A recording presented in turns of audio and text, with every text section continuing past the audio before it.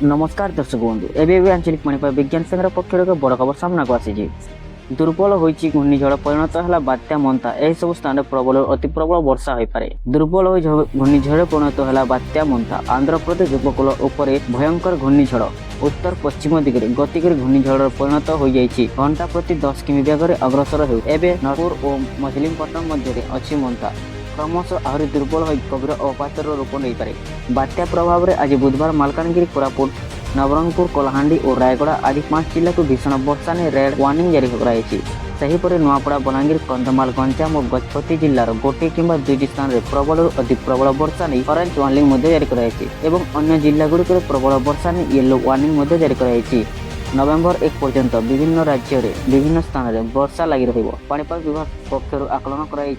उत्तर पश्चिम बंगोपसागर संलग्न अंचलगुड़िक घंटा प्रति 30 ରୁ 40 किलोमीटर 50 किलोमीटर बेगर पवन बहीपर।